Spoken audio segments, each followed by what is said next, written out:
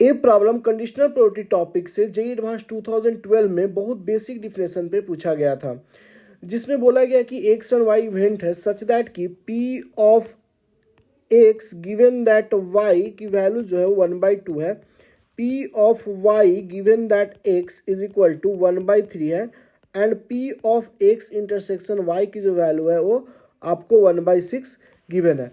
सो अब हमें पहला जो ऑप्शन है मल्टीपल चॉइस क्वेश्चन है, so P of x union y निकालना होगा, राइट।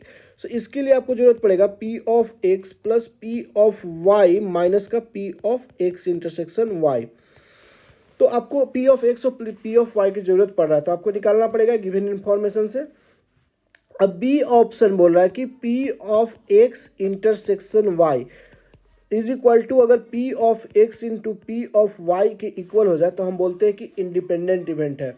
सो अगर बी चेक कर लिए तो ऑटोमेटिकली हमें पता चल जाएगा कि सी गलत है या सही है। अब डी ऑप्शन बोल रहा है P of x complement intersection y. So इसका मतलब होता है ओनली वाई वाला part. So P of y minus हम कर देंगे इंटरसेक्शन वाला पार्ट, तो P of x intersection Y.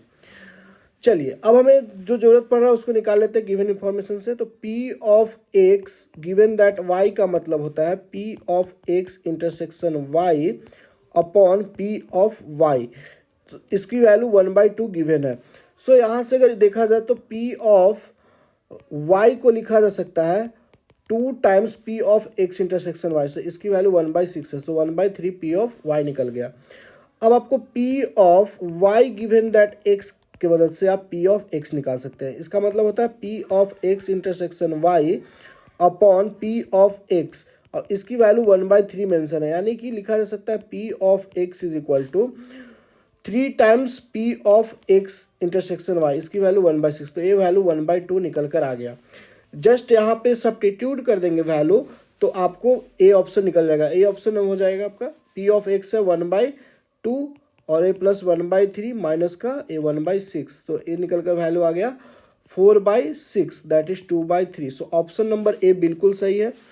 अब ऑप्शन नंबर हम बी को चेक कर लेते हैं, और P of x intersection y, P of x into P of a Y.